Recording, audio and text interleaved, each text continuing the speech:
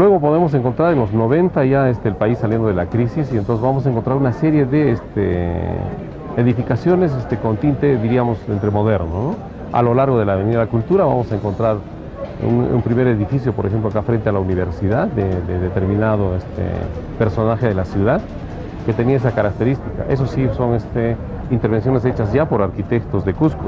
Luego más abajo tenemos el Colegio Médico, que es un concurso promovido por el colegio desde el Consejo Regional Sur-Oriente, que lo ganan dos arquitectos formados en esta facultad y también que trabajan en esta ciudad, son el arquitecto César Aedo y Pavel Rodríguez.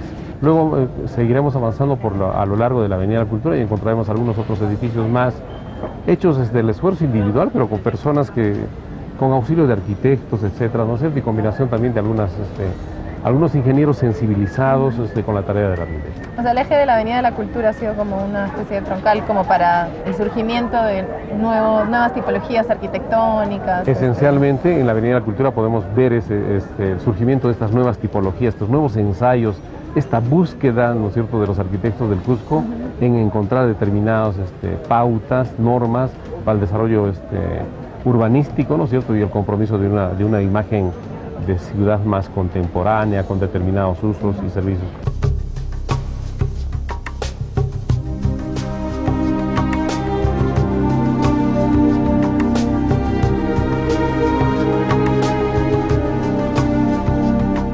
Ya para ir a un plano más actual de la ciudad del Cusco, la sensación que tengo es de que en los últimos años quizás no ha habido grandes proyectos urbanos estructurantes para la ciudad. No sé si me podría dar la pauta de cuáles quizás son los que ahora más están necesitando hacer para el desarrollo urbano de la ciudad, para tener una mejor visión de desarrollo de la ciudad, o corríjame si me equivoco, ¿no? Quizás en los últimos años sí ha habido algún proyecto urbano, de característica urbana, que se deba destacar. Bueno, a ver, proyectos así que estructuren toda la ciudad del Cusco, creo que es la gran Avenida de la Cultura, que va desde el centro histórico hasta el distrito de San Jerónimo.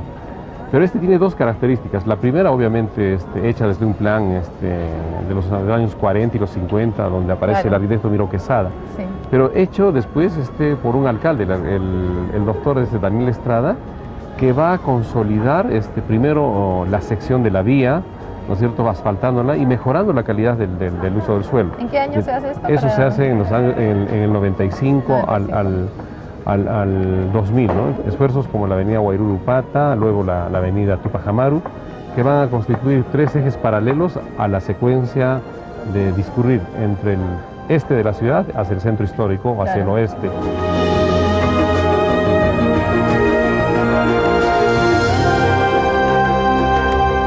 Podemos encontrar algunos esfuerzos también de articular el río Guatanay, ¿no es cierto?, que como ustedes saben es parte de un río que colecta todos los desechos de la ciudad.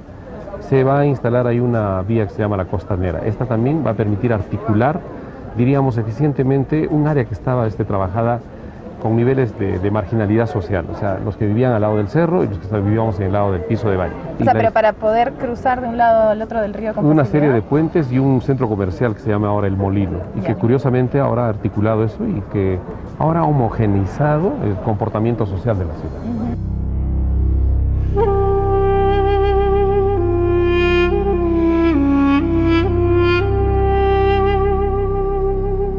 ¿Cuál cree que es el modelo de gestión que una ciudad como Cusco necesita?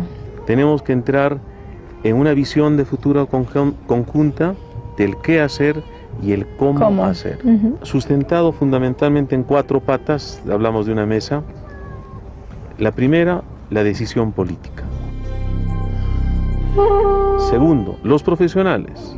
La tercera pata, los ciudadanos, que digan, que opinen, que se involucren, que participen. Cuarto, los niños y jóvenes. ¿Cuál cree usted que son esos proyectos concretos que habría que trabajar, por ejemplo, en el caso de lo que es el centro histórico, para que pueda de alguna manera estar más integrado a toda la ciudad, ¿no? El centro turístico, pero que no se integra con la vida cotidiana de los cusqueños? Y la prioritaria sería trabajar en la vivienda. Acciones para evitar el despoblamiento.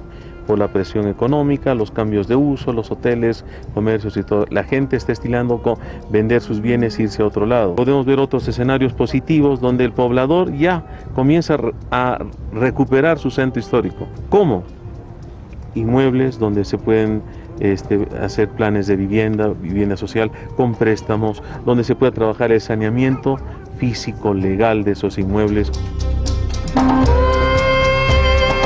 Entonces dar más facilidades para que las personas que son dueños de un terreno puedan convertirlo en una vivienda, en departamentos y pueda empezar a volver la gente a vivir Exacto. al centro histórico. Y los que están viviendo ahora hacinados o están en tugurios también tener una vivienda digna. Claro. Sí.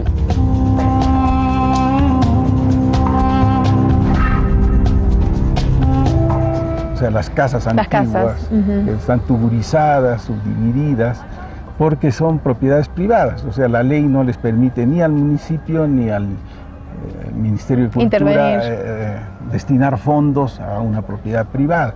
Pero eso debería encontrarse mecanismos para pues, preservar la ciudad en su integridad. Como cada año se destruyen y se caen muchas casas que están en abandono, ¿no?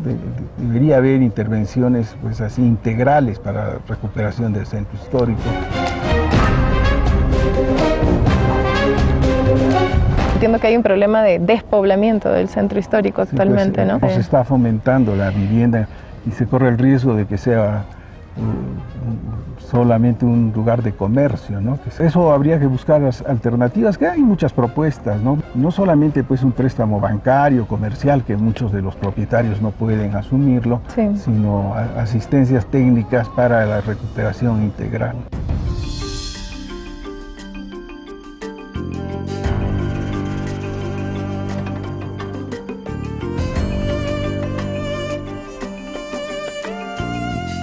Este es el ejemplo de una rehabilitación de una casa colonial a un uso contemporáneo. Se trata de la obra de Roberto Samanesa Argumedo, que acoge el Novotel, a quien queremos agradecer por su apoyo en la producción durante nuestra estadía en Cusco.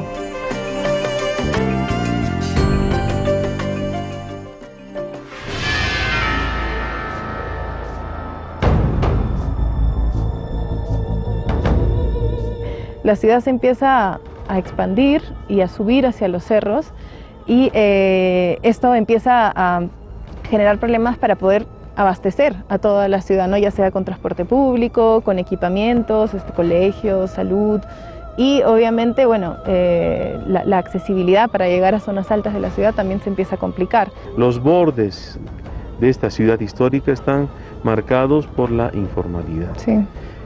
Se ocupan, se lotizan y después un gobierno local les dice bienvenidos, ahora ya tiene su reconocimiento. Y son gentes que también tienen todo el derecho de vivir adecuadamente, pero al llegar agua, llevar luz, los servicios de limpieza se hace complicado.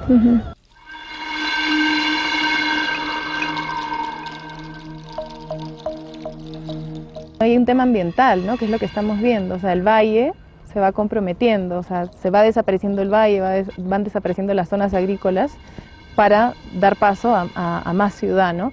Y aquí vemos un ejemplo de este parque arqueológico de Sacsayhuamán donde estamos nosotros, que de alguna manera ha servido como borde, ¿no? De las ciudades. No sé si hay otros ejemplos de esto o propuestas de cómo podría darse esto en la ciudad. Debería delimitarse con hermosos zonas de recorrido, ciclovías, pero la realidad y la presión urbana es diferente. La cuestión sería encontrar formas reales donde el poblador dice, yo encuentro acá esta huella inca, huella arqueológica, entonces digo, tengo la asistencia del Ministerio de Cultura y el municipio y se recupera y se integra a su vivienda. Pero hasta ahora esa lección no la hemos aprendido. Esta ladera de Parque Arqueológico de Sacsayhuamán y San Blas. Hay lindas huellas del Capajñán, hay muros incas, hay casas coloniales, entonces tú puedes tener un circuito temático, generas ingresos para los pobladores, se preserva el patrimonio y le das un adecuado tratamiento a la zona.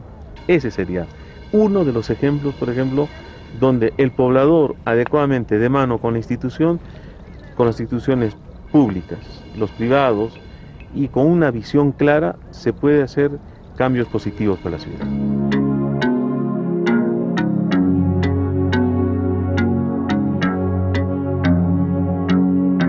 José, para una ciudad como Cusco, que actualmente está atravesando una expansión importante, tanto vertical como horizontal, ¿cuál crees que debería de ser la convivencia que se debería de buscar entre esta expansión y el patrimonio que existe en el Valle del Cusco? Ahí hay un tema, cómo contener esa expansión incontrolada y por otro lado cómo revalorar o recalificar el entorno territorial de la ciudad para saber claramente en qué zonas no debe la ciudad expandirse y en todo caso a dónde y cómo debería expandirse o propiciar en áreas que no estén dentro del centro histórico programas de densificación también, ¿no? De crecimiento un poco más vertical de repente. No conozco en detalle el Cusco porque no soy cusqueño, pero creo que a vista se ve claramente serias deficiencias, ¿no? Que también pasan por el tema ambiental, ¿no? Porque hablamos del Valle Sagrado, del Río Sagrado, del Urubamba, pero el problema de contaminación ambiental es álgido en toda la cuenca, o sea, sí, prácticamente la mayoría de los desagües y desechos van al río y hay un problema enorme de contaminación, ¿no? Entonces, eso también unido al descontrol de la expansión urbana, ¿no? Y al riesgo, porque obviamente cementar toda una cuenca implica no tener drenaje y permeabilidad del suelo, entonces cuando hay alguna lluvia o un diluvio, bueno, ahí vamos a tener problemas severos, como ya han habido algunos avisos últimamente en la parte del Valle Sur, ¿no? Claro, además esos desbordes que no son solamente un tema, claro, de riesgo por las inundaciones, sino por un tema de salud, porque esas cuencas son actualmente, bueno, en el caso de la ciudad del Cusco, son los desagües de la ciudad, o sea, exacto, todos los canales que atraviesan la ciudad, ¿no?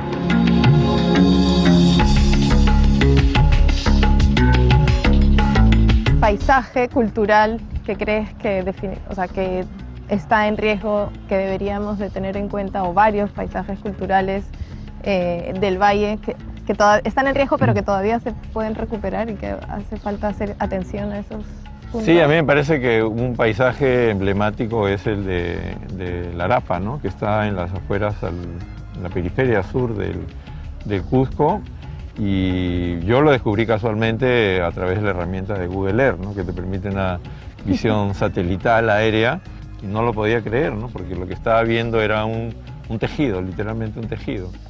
O sea, desde el cielo se lee claramente, obviamente, el escalonado vertical que va siguiendo el relieve, modificándolo, pero al mismo tiempo desde arriba hay un escalonado horizontal con una trama totalmente modulada, o sea, medida. ¿Se sigue usando para la agricultura? Se sigue usando para la agricultura, pero ya en los últimos años que he estado, ya se ven algunas instalaciones que se están construyendo sobre los andenes, ¿no? Y por el otro lado, la expansión urbana del Cusco prácticamente es como una suerte de boca abierta que amenaza engullirse este espacio, ¿no? Entonces, yo pienso que es urgente registrarlo como un paisaje cultural y ver de ponerlo en valor, para empezar, impidiendo cualquier tipo de construcción en él, ¿no? Creo que es una cosa extraordinaria, única. O sea, creo que eso también finalmente es economía de la cultura. O sea, así como vamos a Machu Picchu o a Ollantaytambo o a Pizza, bueno, eso también tiene un valor para ser sobrevolado o simplemente para vender postales de tomadas del aire, ¿no? Como las líneas de Nazca, ¿no?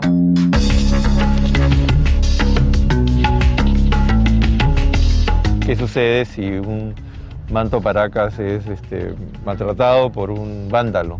Inmediatamente es un escándalo, es primera plana y obviamente van a venir todos los expertos internacionales a mitigar y a resanarlo, claro, y a conservarlo, ¿no? Bueno, ¿y qué hacemos con este paisaje que es un textil, pero de escala territorial, ¿no? Y que tiene tanto o más valor, por último, que un manto Paracas, que obviamente hay que conservar? Pero ¿qué hacemos por ello? Entonces creo que hay que hacer campaña para que la gente entienda que eso tiene un valor trascendente. Claro, que no es un manto que uno ve en un museo, es un espacio.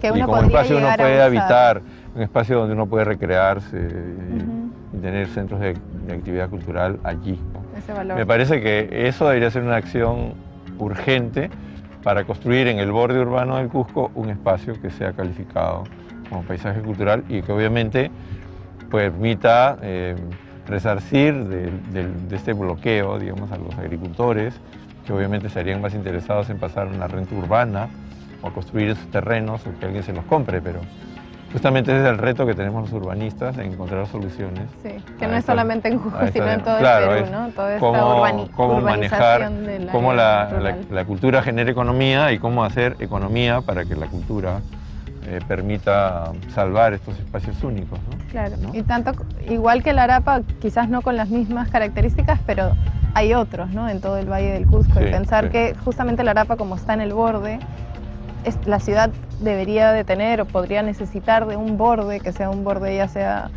verde, natural o de paisajes culturales, ¿no? Que podrían ser utilitarios, funcionales, Claro. de espacio público y que sirvan también de barrera para no seguir esa expansión, digamos, más Claro, yo pienso que el Cusco espontánea, ¿no? y el Perú tiene que plantearse eso, ¿no? Porque son patrimonio de la nación y son patrimonio de la humanidad.